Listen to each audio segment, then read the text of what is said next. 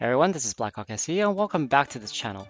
In this video, I'll be reviewing the Blood Asp and I'll be showing you what I think are the best builds on the chassis. For the gameplay section of the video, I'll be demoing a build that hasn't gotten as much attention from the player base. This review was made possible by a generous donation from a viewer. And since my accounts have always been free to play, if you would like something to be reviewed, a contribution like a mech pack or MCs would be very helpful. The Blood Asp is the heaviest clan mech thus far to get an ECM. Several Omnipods feature high mounted energy and ballistics, and at 90 tons with not much locked equipment, it has the pod space to carry some serious firepower. The ECM variance easily makes it one of the top 2 clan assault chassis in the game for the public queue. But what about the Mad Cat Mark II? Does the Blood Asp take its place? The Mad Cat has the advantage of being a battle mech, so the engine size can be changed to give or take tonnage, which is especially useful for ballistic builds. Neither of the Mad Cat's arms and torso hardpoints are too low, so you can usually shoot anything that you can see. The Mad Cat's arm weapons are up high enough so that you can often fire over friendlies. One of the problems with the Blood Asp is that if you have arm-mounted weapons, you need to give yourself a lot of room. If you're not careful, you can easily hit your teammates standing next to you. On the other hand, the Blood Asp has an awesome ECM, which works really well against most players in MWO.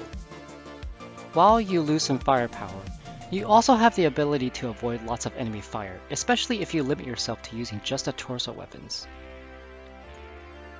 Looking at our build options, the triple UAC 5 UAC 10 build has been demoed by other YouTube channels already, so I'm not going to spend a lot of time on that. I do think this is the best build for the Blood Asp because the ECM often gives you about a second of free damage on your target, and because it avoids having to use the arm weapons, you should be able to get back to cover fairly quickly since you didn't have to expose much of your mech in the first place. This build is very strong competition for the Mad Cat Mark IIB, but the Mad Cat still may have a slight edge because it's got better DPS from the extra UAC 10, and having arm-mounted weapons with the lower arm actuator means you can aim faster. We have several options when we start looking at laser gauze combos. This is the build that I demoed at the beginning of the video. Right now I'm running it on a hero variant, the Ranker, but to maximize its performance you should run it on one of the ECM variants instead.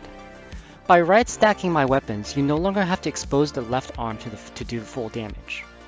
Its ability to right side peek and the ECM will probably mean that you'll get a lot of free damage.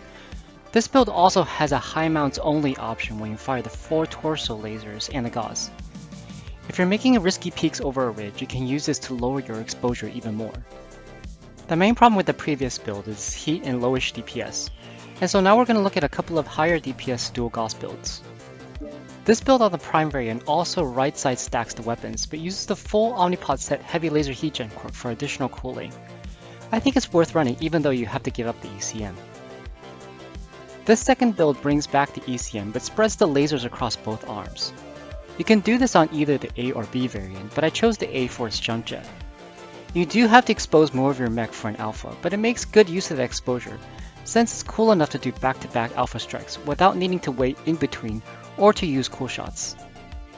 In the public queue, DPS is a big deal, so among all the laser gauze builds, this one seems to work the best for me. Now, Kanajoshi did a demo of pretty much the same build, but he ran it on a chassis that didn't have the ECM, and he dropped on Solaris City, which plays very differently from every other map in the game. The gameplay demo that I'll show you is going to be representative of the kinds of engagements you'll see in a typical drop. For our skill tree, we focus on skills that increase our DPS, like heatgen and cooling, while sacrificing a bit of durability since we have the ECM to protect us. Okay, let's get into a match. In this game we're on HPG, which is a pretty good map for this build. It's short, mid-range to mid-range, and it's pretty cool, so we got good sustained DPS with this build. So we're just kind of doing the standard thing right now, moving towards the center of the map, and LRM's coming from somewhere we don't know where. So I'm gonna go up this ramp and take a peek. So we see 2 mechs. The Blood Asp was giving us its CT, so we take a shot at that instead of the Orion. From the looks of it, I think we won the trade. I won the trade there.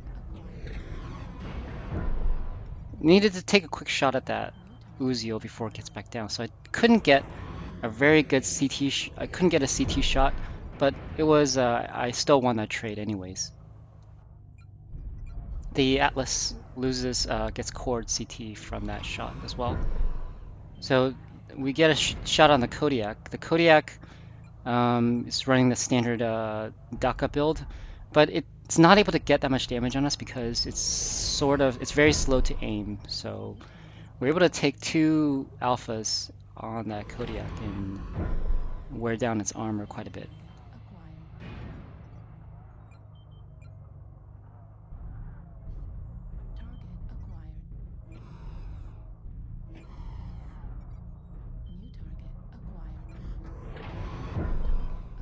Take a shot at that stalker. It doesn't even notice me, I think. So you can see we've been getting a lot of these first shots at these enemy mechs because of the ECM. We're getting return fire, but you know, having that first shot is a huge advantage for us. So a lot of times that means we can aim at the components that we want to aim at. And for larger mechs, it means that they're slower.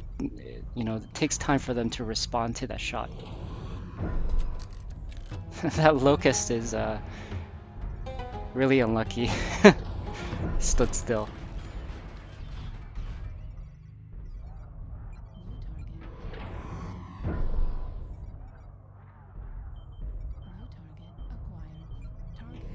Yeah, don't stand still on a Locust. That Summoner's almost dead. Court CT.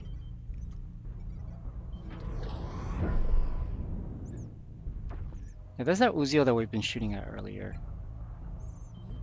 So we notice there's a whole bunch of mechs behind us, so my idea here is to try to go down the ramp and be low enough such that, you know, I don't get shot, but apparently I wasn't low enough and I actually still got shot in the back and lost my Gauss rifle as a result.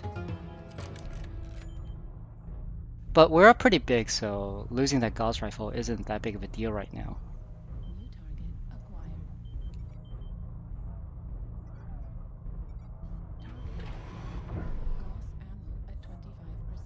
We still got our main weapons, which is the ERMLs. That Blood Asp goes down.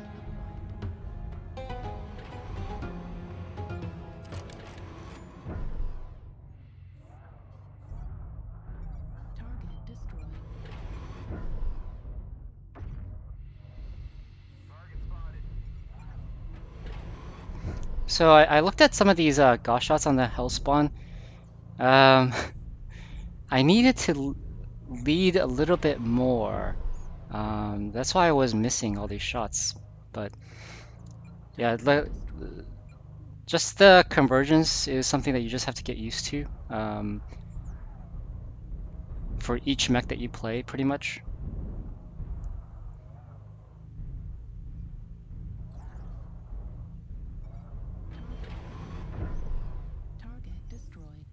So after this Eben Jag, then we just need to go and kill, like touch the base, and then we'll be done. So it's a good match overall. Okay guys, I hope you see how strong this mech is. I think it's roughly in line with the existing C-Build chassis out there, so it's neither pay to win, nor much of a power creep either. If you like this video, make sure to subscribe for more content like this, and click the bell button to be notified of new uploads. And also, if you have suggestions for new videos, I'd like to hear your ideas in the comments below. And I will see you next time.